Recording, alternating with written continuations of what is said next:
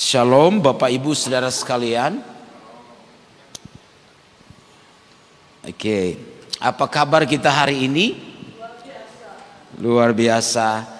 Saya percaya bahwa kebaikan Tuhan yang besar, yang berlimpah-limpah, yang Tuhan selalu nyatakan dalam hidup kita itu tidak pernah akan berkesudahan.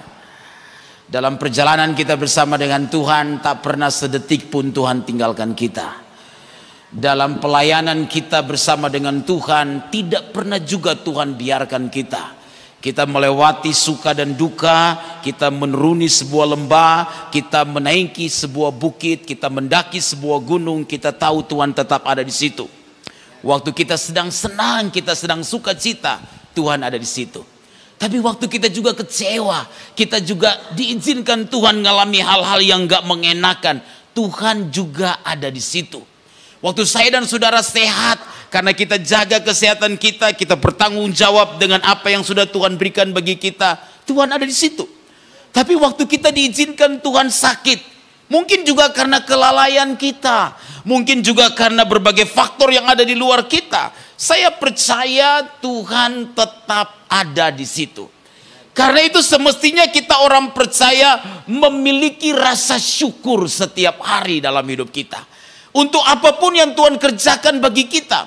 Tidak karena hal-hal yang spektakuler, yang terlihat dengan kasat mata kita, lalu membuat kita bisa bersyukur. Tetapi dalam hal-hal yang kecil kita harus melatih rasa syukur kita di hadapan Tuhan.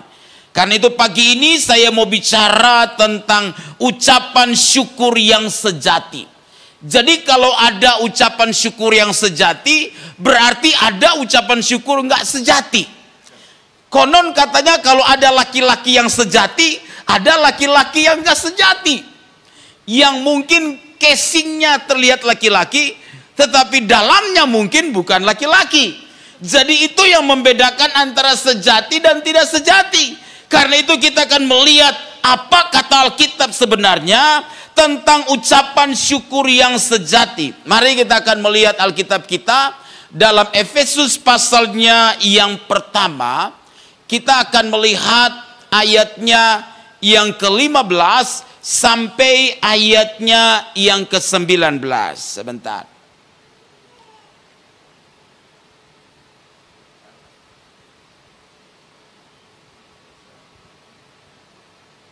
Ya, oke.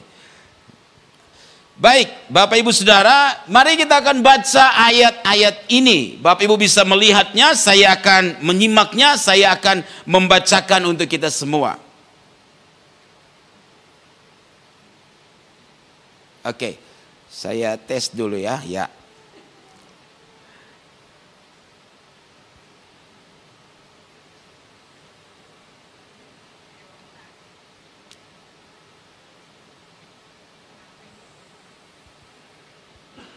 Ya, oke. Efesus pasal pertama ayat 15 sampai ayat 19. Demikian bunyi firman Tuhan. Karena itu setelah aku mendengar tentang imanmu dalam Tuhan Yesus dan tentang kasihmu terhadap semua orang kudus, aku pun tidak berhenti mengucap syukur karena kamu. Dan aku selalu mengingat kamu dalam doaku. Dan meminta kepada Allah, Tuhan kita Yesus Kristus. Yaitu Bapa yang mulia itu. Supaya ia memberikan kepadamu roh hikmat dan wahyu. Untuk mengenal dia dengan benar. Dan supaya ia menjadikan mata hatimu terang, agar kamu mengerti pengharapan apakah yang terkandung dalam panggilannya, betapa kayanya kemuliaan bagian yang ditentukannya bagi orang-orang kudus, dan betapa hebat kuasanya bagi kita yang percaya sesuai dengan kekuatan kuasanya. Nah, saudara-saudara, Tuhan selalu mengajar kita semua untuk mengucap syukur dalam segala hal. Saudara-saudara, mengucap syukur ini adalah sebuah perintah yang Tuhan berikan kepada saya dan saudara sekalian. Tetapi sebenarnya begini saudara-saudara, rasa syukur yang kita miliki dalam hidup ini, itu adalah karakter Kristen yang sangat bernilai, yang harus kita miliki sebagai orang percaya, yang itu akan nampak dalam tindakan ucapan syukur kita. Sekarang ini tidak mudah menemukan orang percaya, orang Kristen yang memiliki rasa syukur yang berlimpah. Banyak orang hidup dalam persungutan hari-hari ini. Wajah udah cantik, tetapi dia merasa nggak cantik, sehingga dia harus operasi plastik. Kira-kira begitu. Wajah udah ganteng, tetapi dia merasa tidak ganteng, sehingga dia harus pergi ke dukun untuk bisa menarik yang lain supaya terpesona dengan dia. Ada banyak orang tidak bisa memiliki rasa syukur terhadap apa yang sudah Tuhan buat di dalam kehidupan mereka sekalian. Saudara-saudara, rasa syukur saya dan saudara ini adalah sebenarnya karakter Kristen yang sejati, yang sangat bernilai, yang harus saya dan saudara miliki. Kalau kita memiliki rasa syukur, maka itu akan nampak dalam tindakan kita untuk mengucap syukur. Tapi kalau kita tidak punya rasa syukur, kita juga tidak bisa bersyukur dalam hidup ini. Amin, saudara. Karena itu kita harus melihat bahwa kebaikan Tuhan itu berlimpah-limpah di dalam kehidupan saya dan saudara. Sehingga apapun yang kita sedang hadapi, apapun yang kita alami dalam hidup ini, selalu akan ada rasa syukur dalam hidup kita. Saudara-saudara, memang umumnya orang itu mengucap syukur untuk hal-hal yang baik yang ia dapatkan. Benar saudara? Agak jarang orang tuh bersyukur kalau dia lagi ngalami kesusahan. Saya selama 25 tahun, hampir 30 tahun melayani Tuhan, belum pernah diundang tuh kalau misalnya ada orang, Pak ada ucapan syukur. Oh dalam rangka apa? Saya baru bangkrut bisnisnya Pak, saya mau bersyukur. Kayaknya belum pernah ya saudara. Saya nggak tahu kalau ada saudara jemaat Tuhan yang luar biasa di gereja kita di tempat ini yang pernah melakukan hal itu. Pak tolong dong Pak datang ke rumah, saya mau bersyukur. Kenapa? Waduh saya udah divonis dokter nih, udah mau mati, kanker stadium 5 kalau ada stadium 5. Jadi kayaknya hari hidup saya tinggal menghitung hari, saya mau bersyukur untuk hal ini. Kayaknya saya belum menemukan hal tersebut saudara. Karena orang itu biasanya dia bersyukur karena hal-hal yang baik yang dia terima, yang dia alami dalam hidup dia. Dan kebanyakan orang itu bersyukur karena persoalan-persoalan lahiriah yang dia alami dalam hidup dia. Mengapa banyak orang Kristen bersyukur? Ada banyak hal saudara. Yang pertama biasanya karena dia naik jabatan, karena bisnisnya maju, maka dia undang pendeta, dia undang gembala komsel, ketua komsel untuk datang ke gereja. Dia undang ketua departemen liturgi untuk datang ke gereja, untuk datang ke rumahnya, untuk bersyukur karena mau mengatur semua acara. Bukan acara supaya dia masuk ke sorga, tapi acara supaya dia bisa bersyukur di bumi ini. Dia undang semua orang yang baik. Kenapa? Karena dia merasa perlu berbagi dengan banyak orang. Kenapa? Wah, bisnisnya maju. Dia baru diangkat menjadi manajer. Karena itu dia bersyukur. Kita sering menemukan hal ini saudara. Yang kedua, kenapa orang bersyukur? Karena dia baru beli rumah, baru beli barang yang baru, beli mobil baru, beli rumah baru, beli istri baru. Oh enggak, kalau itu enggak ya. Dia beli hal-hal yang baru, rumah baru, mobil baru, mungkin sesuatu yang menjadi kesenangan yang baru dalam bentuk barang. Maka kemudian dia bisa bersyukur. Kita bisa menemukan ini di sekitar kita saudara-saudara. Kenapa orang bersyukur? Karena doa dia dijawab. Karena itu tidak jarang orang akan berdiri di belakang mimbar, di atas panggung, dan dia berkata, saudara-saudara saya bersyukur karena doa saya dijawab oleh Tuhan. Agak jarang orang bilang begini, saudara-saudara saya bersyukur karena sampai hari ini doa saya belum pernah dijawab oleh Tuhan.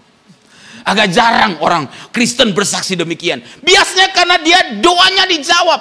Dan ketika segala sesuatu berjalan seperti yang diharapkan, dia ulang tahun, dia anniversary pernikahan yang ke-50, udah kawin perak, turun lagi kawin emas, kawin perak, kawin perunggu. Wah, dia merayakan semua itu. Ada pernikahan, wah dia bersyukur untuk semua hal tersebut. Saudara-saudara, apakah itu salah? Tentu tidak. Kita juga perlu bersyukur untuk segala kebaikan yang sudah Tuhan nyatakan dalam hidup kita. Tetapi saya mau beritahu kepada saudara, ada satu ucapan syukur sejati yang diajarkan oleh Alkitab kepada saya dan saudara. Dan ini berhubungan dengan kekekalan. Kita bersyukur dalam ucapan syukur yang sejati, bukan hal-hal yang bersifatnya lahiriah, saudara-saudara, tetapi hal-hal yang berkaitan dengan kekekalan. Apa yang sudah kita terima dari Tuhan, berkat secara spiritual, secara rohani, bukan berkat secara jasmani, bukan berkat secara lahiriah. Saudara lihat ya, kenapa Paulus bersyukur dalam ayatnya yang ke-15. Alkitab berkata kepada kita begini, saudara. Karena itu, setelah aku mendengar tentang apa, saudara? Imanmu dalam Tuhan Yesus dan tentang kasihmu terhadap semua orang kudus, aku pun, kata Paulus apa? Tidak berhenti mengucap syukur karena kamu. Dan aku selalu mengingat kamu dalam doa. Jadi saudara, menarik. Ternyata Paulus bersyukur bukan karena dia dengar jemaat yang ada di Efesus. Mereka menerima kebaikan Tuhan dalam hal-hal yang lahiriah, yang menjadi utama bagi banyak orang pada umumnya. Tetapi ternyata Paulus bersyukur karena dua hal ini. Pertama, karena iman kepada Tuhan Yesus Kristus dari jemaat di Efesus. Yang kedua, karena kasih kepada semua orang kudus. Saudara-saudara, secara implisit Paulus mau katakan begini kepada kita sekalian, bahwa antara iman dan perbuatan atau kasih itu dua hal yang harus berjalan bersama-sama. Antara iman dan tindakan itu dua hal yang harus berjalan bersama-sama. Paulus mengucap syukur karena dua hal ini. Yang pertama adalah karena iman, dan yang kedua karena kasih atau karena perbuatan dari orang-orang kudus yang berada di Efesus. Dia mengucap syukur karena hal yang luar biasa yang Tuhan sudah kerjakan dalam hidup mereka. Pertama, karena iman mereka. Semestinya kita orang percaya lebih khawatir kalau kita nggak dekat Tuhan dalam hidup ini daripada kita tidak menerima berkat-berkat secara lahiriah. Semestinya kita orang Kristen lebih khawatir kalau kita itu tidak mengasihi Tuhan. Semestinya kita orang Kristen itu lebih khawatir kalau misalnya kita melihat anak-anak kita itu kok mereka hidupnya nggak takut Tuhan ya. Itu kok hidup mereka itu tidak mencintai Tuhan ya. Bukan karena sekedar, waduh nanti masa depan mereka gimana ya. Nanti kira-kira jodoh mereka gimana ya. Nanti kira-kira studi mereka gimana ya. Saudara-saudara, itu alasannya kenapa Alkitab beritahu kepada saya dan saudara, carilah kerajaan Allah dan kebenarnya lebih dahulu, maka semuanya akan ditambahkan kepada saya dan saudara. Itu alasannya ketika Alkitab berkata kepada kita, utamakan Tuhan, cari Tuhan, maka hal yang tidak utama akan datang dengan sendirinya. Kejarlah hal yang utama dalam hidup ini, maka hal yang tidak utama itu akan datang dengan sendirinya. Apa hal yang utama? Iman. Amin, saudara. Apa hal yang utama? Iman dan kasih. Saya berpikir, kenapa Paulus bisa mengatakan hal ini? Bahwa aku tidak berhenti mengucap syukur atas jemaat yang ada di Efesus. Setelah dia mendengar tentang iman dan kasih mereka kepada orang kudus.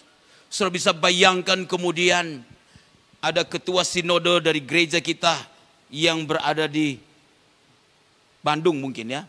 Dan mendengar, wow, jemaat GKK, Gereja keluarga Kristus ya Pak ya.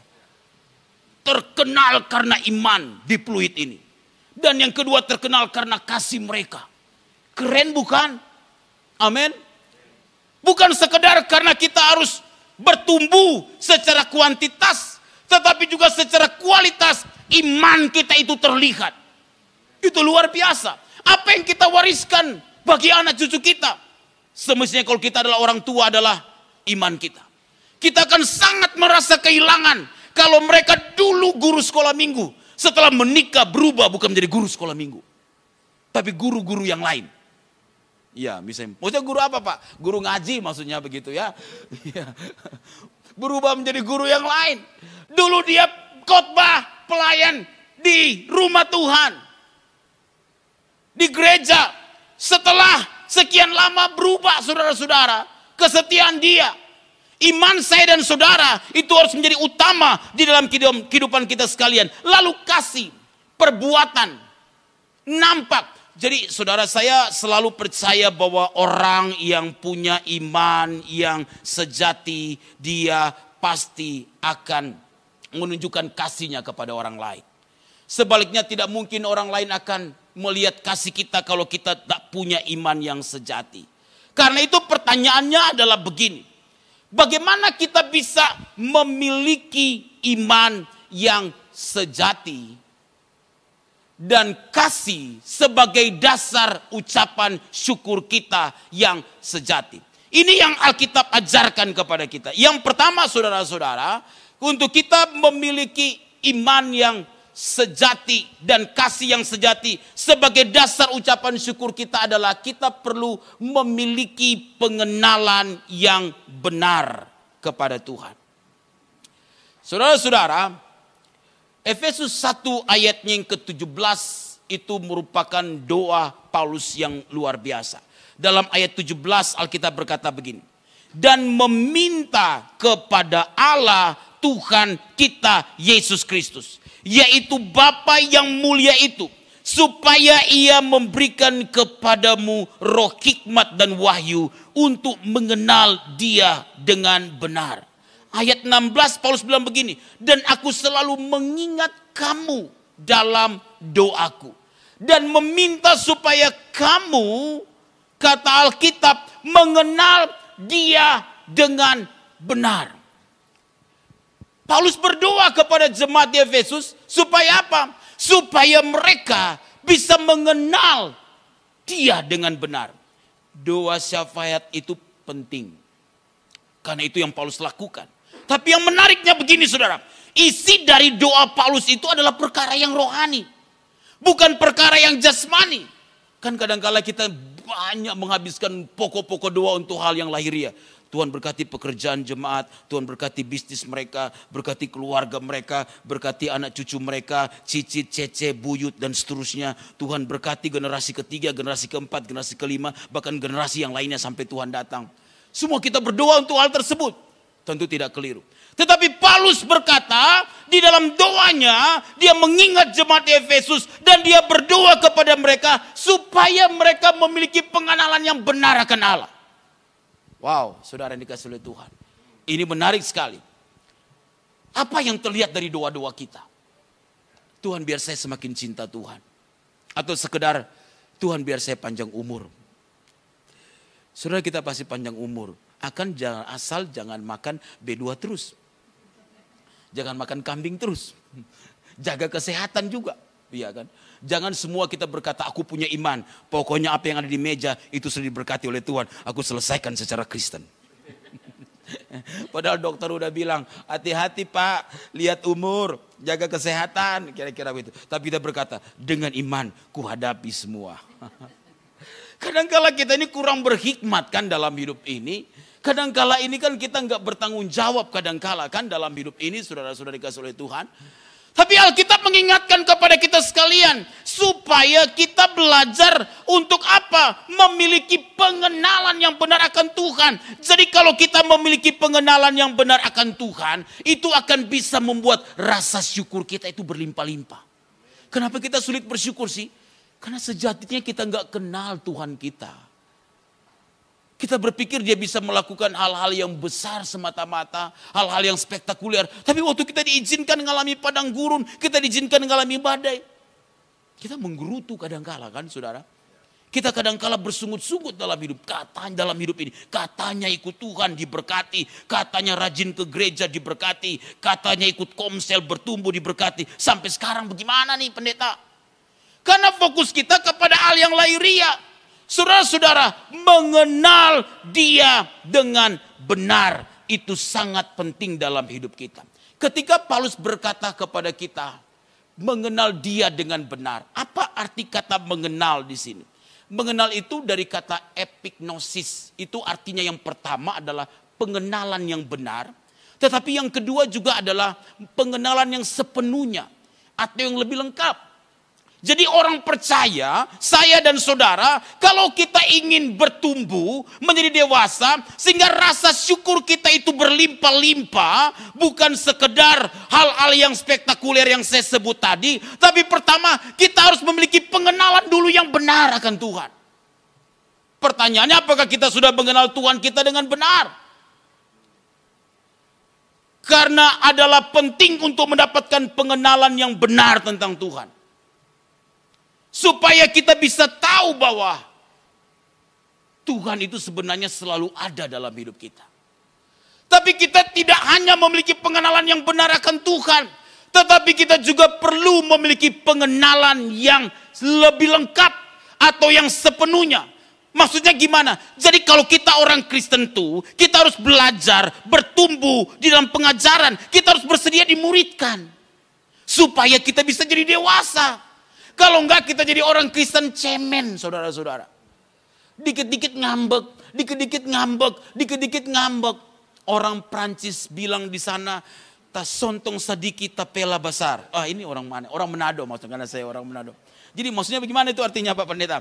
Kesentuh sedikit aja, tek, langsung pecah kaca ini. Iya, padahal hanya sentuh begini. Maksudnya hanya ditekan di area tertentu, langsung meledak dia. Langsung sampai langit baru, bumi baru, dia nggak datang ke gereja lagi. Kenapa? Habis sih waktu salaman, Pak Pendetanya lihatnya ke orang lain. Padahal saya lagi bertunggu wajahnya lihat ke saya. Lihat ke orang lain. Padahal Tuhan selalu lihat wajah saya kalau saya salaman dengan Tuhan. Hanya masalah salaman loh saudara. Dia bisa pindah ke lain hati. Heran nih orang Kristen zaman sekarang. Iya kan? Kerdil sekali imannya. Hanya karena tersinggung, dia tidak mau melayani Tuhan. Padahal sebenarnya hidup kita harus bertumbuh jadi dewasa. Bukan hanya kita mengenal Tuhan, tapi mengenal dia dengan benar dan memiliki pengenalan yang lengkap. Berarti menjadi dewasa di dalam Tuhan. Hanya orang Kristen yang bersedia dimuridkan, yang akan menjadi dewasa di dalam Tuhan. Kalau kita nggak bersedia dimuridkan, kita akan menjadi orang Kristen yang seperti zaman dulu berbondong-bondong ikut Yesus. Hanya karena pingin lihat mujizat, hanya karena pingin lihat perkara-perkara yang besar. Tapi ketika Yesus disalib, mereka meninggalkan Yesus satu-satu. Ketika mereka harus dihadapkan dengan penderitaan, mereka meninggalkan Yesus, saudara-saudara. Orang Kristen itu harus menjadi dewasa di dalam Tuhan.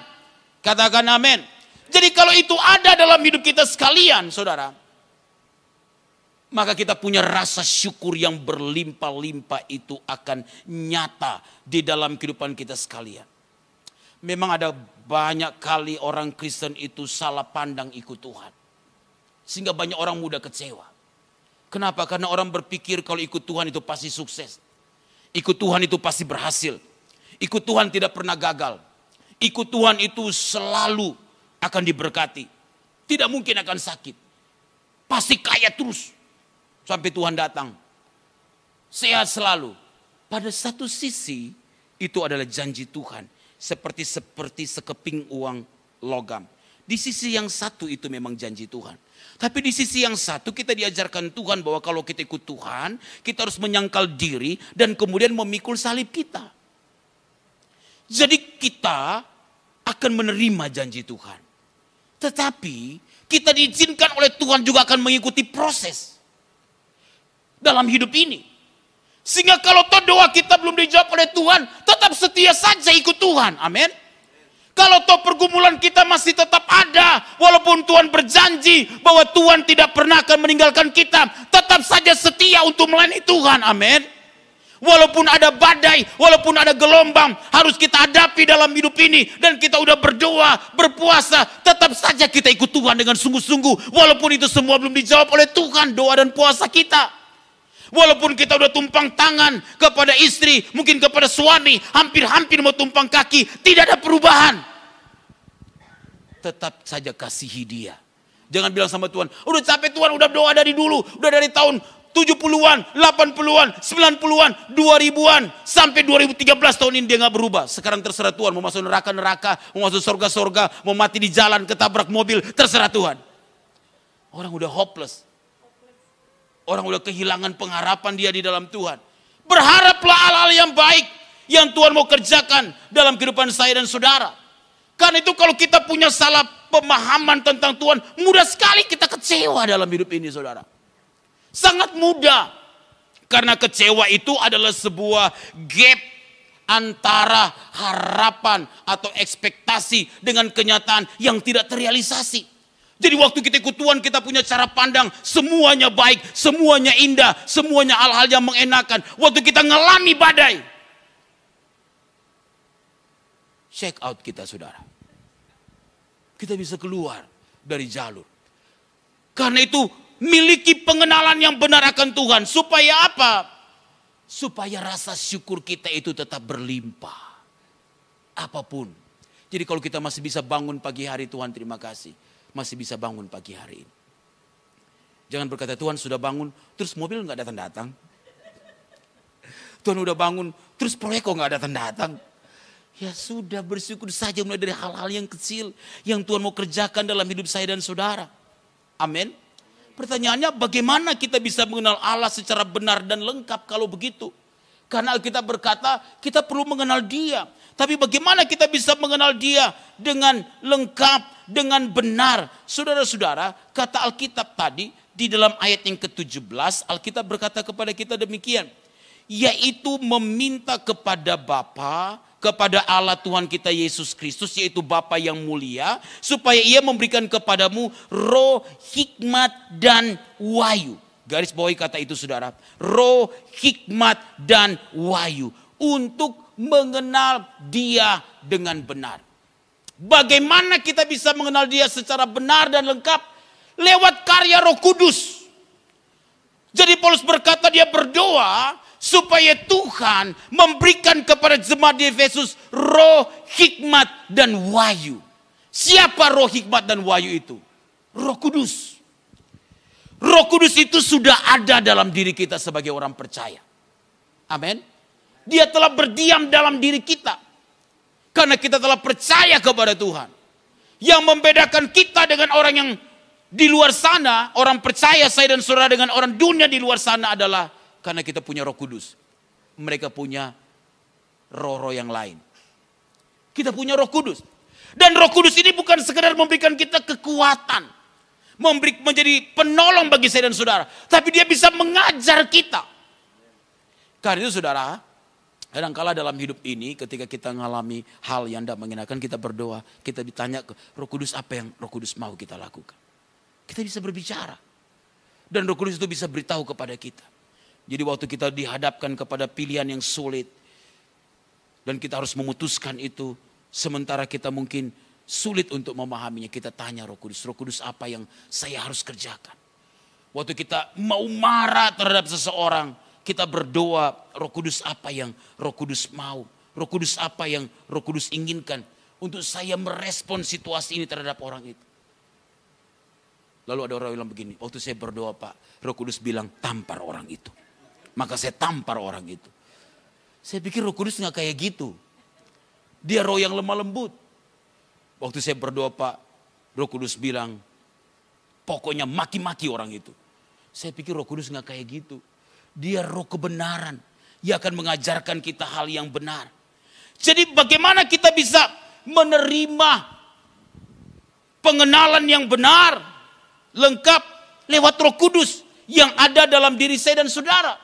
Jadi kita itu harus bergaul intim dengan Roh Kudus. Saya berharap setiap hari itu yang kita dengar pertama kali harusnya lagu rohani dan berdoa. Iya kan? Yang kita dengar pertama kali itu adalah firman Tuhan. Harusnya itu yang pertama kali kita dengar.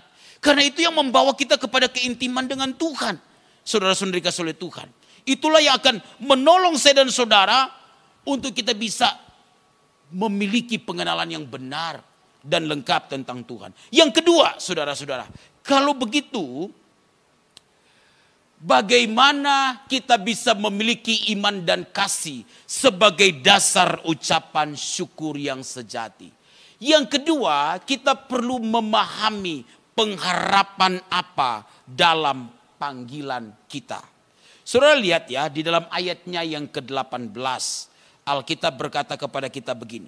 Dan supaya ia menjadikan mata hatimu terang, agar kamu mengerti pengharapan apakah yang terkandung dalam panggilannya.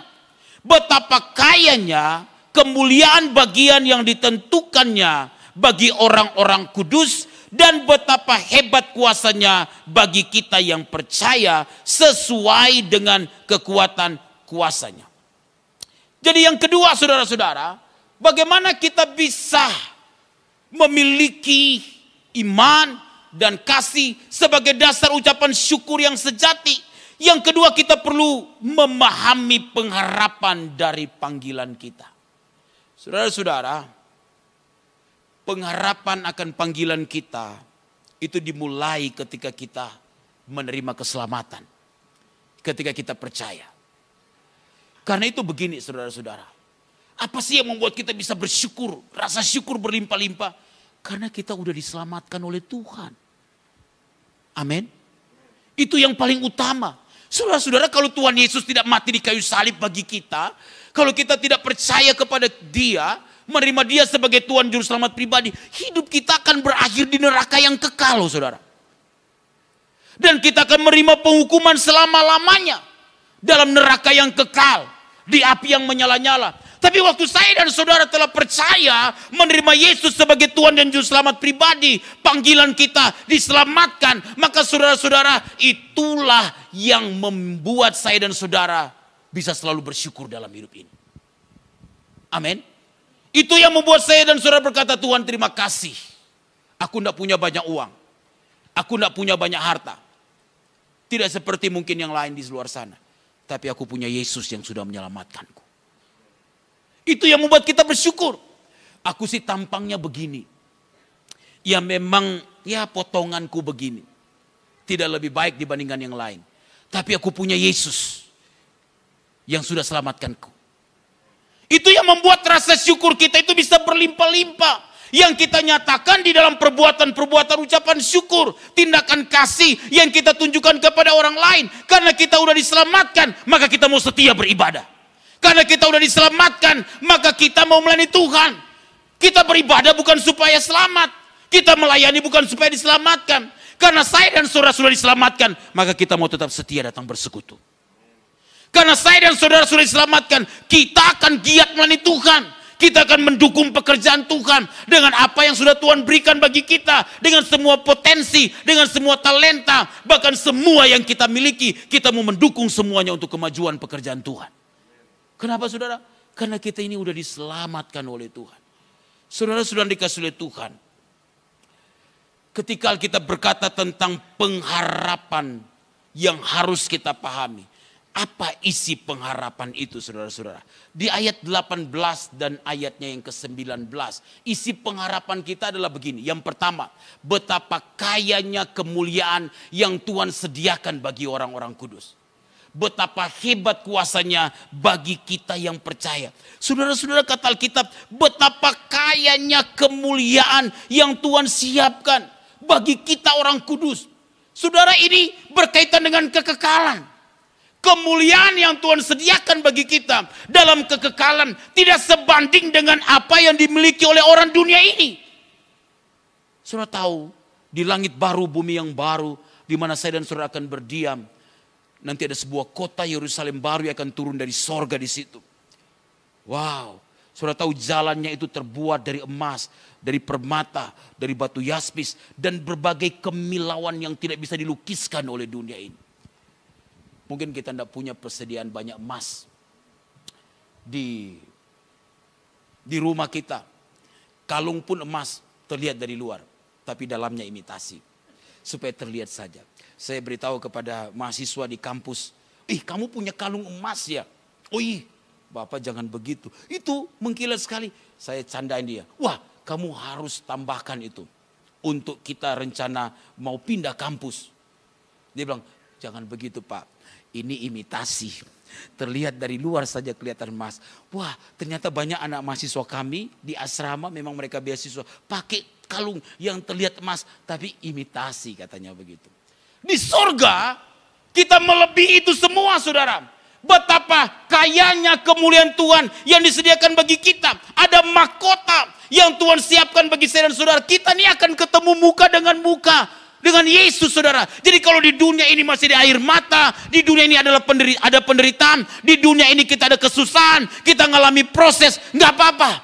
Kita jalani saja.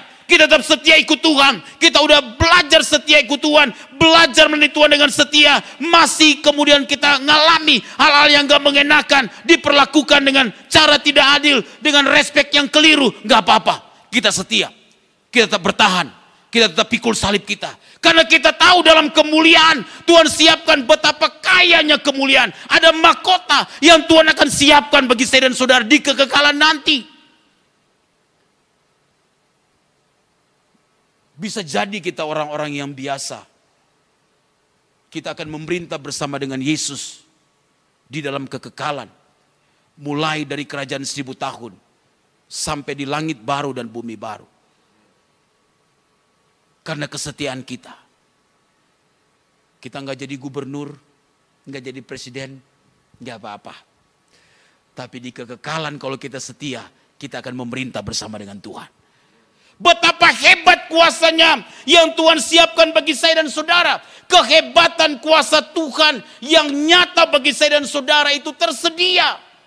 Kehebatan kuasa Tuhan itu yang pertama adalah kehebatan yang Tuhan berikan kuasanya bagi saya dan saudara untuk menjaga dan melindungi kita dari pencobaan, dari dosa. Untuk membuat kita menang, mengalami masalah, mengalami pergumulan. Tapi untuk melihat perkara-perkara yang besar yang Tuhan kerjakan bagi saya dan saudara. Itulah pengharapan kita yang luar biasa. Jadi kalau kita memahami pengharapan yang begitu agung, yang luar biasa, rasa syukur kita itu tetap akan melimpah. Kita tetap selalu akan berkata, Tuhan terima kasih. Bagaimanapun istri saya ini adalah istri yang terbaik. Istri tetangga lewat, istri saya tetap istri yang terbaik. Tuhan terima kasih. Sekalipun suami saya modelnya begini, sekalipun dia potongannya begini, tapi dia yang terbaik. Karena dia tidak pernah dipotong-potong oleh yang lain. Walaupun potongannya model begitu. Saudara, rasa syukur itu akan berlimpah. Saudara akan lihat anak-anak saudara, wah dia tidak sepintar anak tetangga. Dia tidak sepintar anak teman-teman yang lain. Tapi dia yang paling terbaik yang sudah Tuhan berikan bagi keluarga kita. Dia anak-anak yang harus kita didik dalam tanggung jawab takut akan Tuhan supaya dia bertumbuh mengenal Tuhan. Sehingga membuat rasa syukur kita berlimpah. Jangan bandingkan diri kita dengan orang lain. Jangan bandingkan anak kita dengan orang lain. Stres dia. Kamu kenapa nggak seperti dia? Kamu kenapa nggak seperti dia? Kamu kenapa nggak seperti dia? Tekanan itu hebat saudara. Jadi kalau kita tidak bisa menerima diri kita, nggak bisa menerima keluarga kita, nggak bisa menerima keadaan kita apa adanya, kita sulit punya rasa syukur. Terimalah diri kita apa adanya, karena Tuhan menerima kita apa adanya. Tapi percayalah bahwa pengharapan kita ada kemuliaan dan kuasa Tuhan yang besar dalam hidup kita selalu nyata. Amin. Mari kita tundukkan kepala.